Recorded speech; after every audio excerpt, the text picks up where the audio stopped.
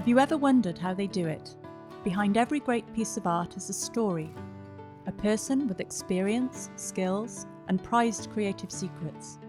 We've convinced some of Malta's most prominent contemporary artists to give us an exclusive behind-the-scenes look at the making of their work, and to open up their process as they bring new original art to life. The Open Art Studio series offers a rare glimpse into how art is made, and is dedicated to art lovers, artists, and aspiring artists alike.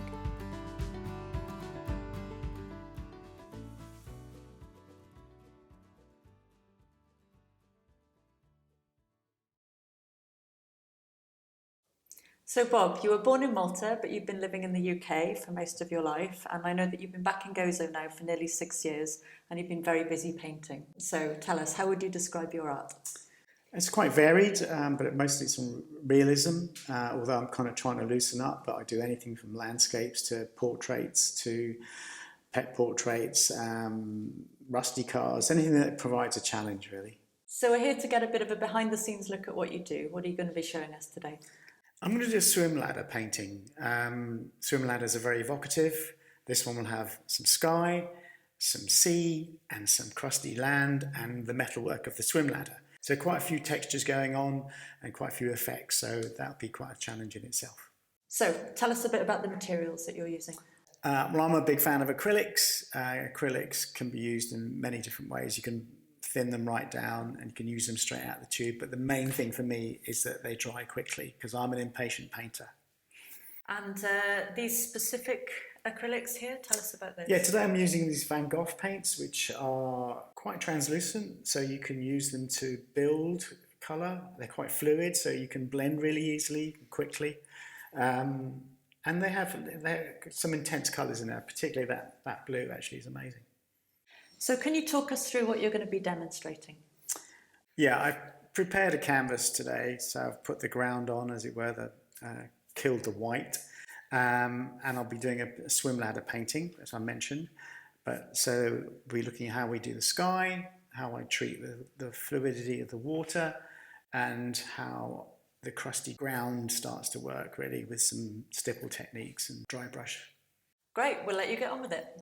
Thank you.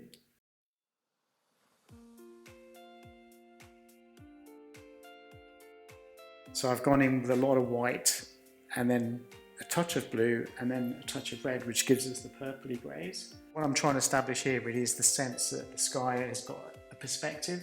So everything's coming in from the sides here. And then there's a deep blue horizon line. And then there's some rock to come in here. And then there's the ground to come in here, which will kind of come off. So I'm blocking in areas really, so I know where I'm working to. And then eventually I'll build the ladder over the top of this lot. Compared to the photograph, I'm pushing the colour up as if I'm turning the colour button up, because the actual photograph, albeit nice composition, the colours are all a bit dead because it's kind of a winter shot. I kind of was quite meticulous about getting that proportion because I have gridded it up on my iPad.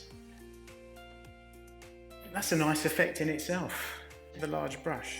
And I'm trying, as I'm developing my technique, if you like, my style, I'm trying to be a bit looser and bolder. So every painting I do now gets a little bit more free. What I like about this particular image and this particular viewpoint is that everything kind of converges. Like even the ground, the texture of the ground converges to the sort of steps of the ladder, and the sky kind of does a similar thing. So you've got this really nice relationship between sky and ground. There's a rotundness, there's a shape. So if I can capture the sort of, that's why I'm using the brush strokes in the sort of shape that I'm looking at. You know, the ground is kind of moving in this direction. So I kind of keep the strokes going in that same kind of direction. So it automatically makes sure I think there's shape and movement. It's still fairly translucent, so you can see, you know, you're still seeing the blue from behind coming through. This is a good time to sort of play with the textures, because a lot of these textures will be painted over, but then you'll get glimpses. And then the minute you start mixing white with it, that's when you start to see it start to cover. So here in the middle, you can see that it starts to make it quite opaque. Yeah, so we can put some white in, get some of the brown. So you can combine the two, you know, parts of it will be opaque, and then you can overlay that with more translucent bits. So, you know, you really start to see some depth going on. But like I always say to people, it's like painting is all about what you see, how to look. You've got to learn how to look. It's easy to lose a painting just by ignoring the basic geometry or the simple facts. And that's all about looking. Do you know what I mean? It's not just a technique, it's you've got to know what you're painting, understand what you're painting.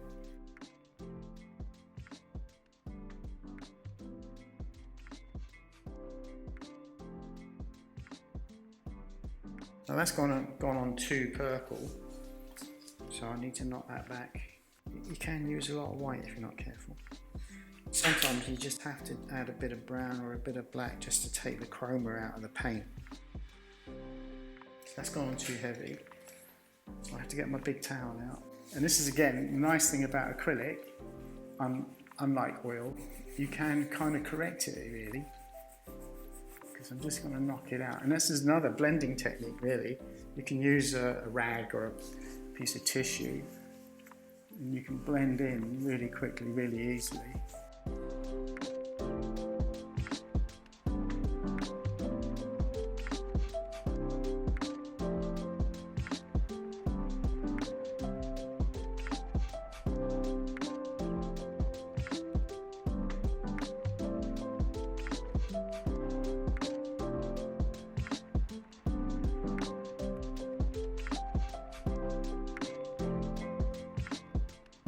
So what you can do with these, again, if you use the water to blend down the white, I mean, I've just painted in some very thin bits of white. So when that's dry, I then take my blues again, very thinly, and paint over that, over the whole thing. So then the white becomes just another version of the blue, but it's more translucent. You know, it can give you some really nice effects. It can give you that depth again that I'm kind of trying to simulate with the change of light on the water. This colour here is usually a reflection of that colour there.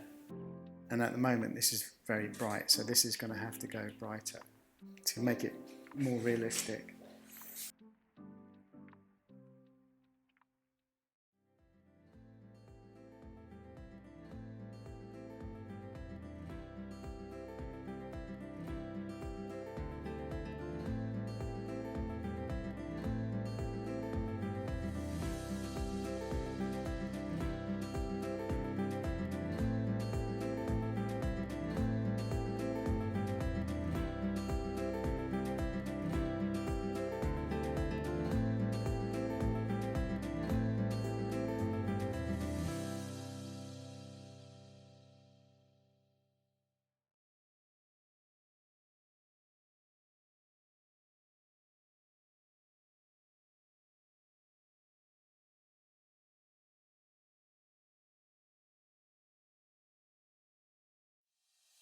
The series is brought to you by Allura. Allura works with leading local artists to showcase outstanding art and to show you what goes into making it.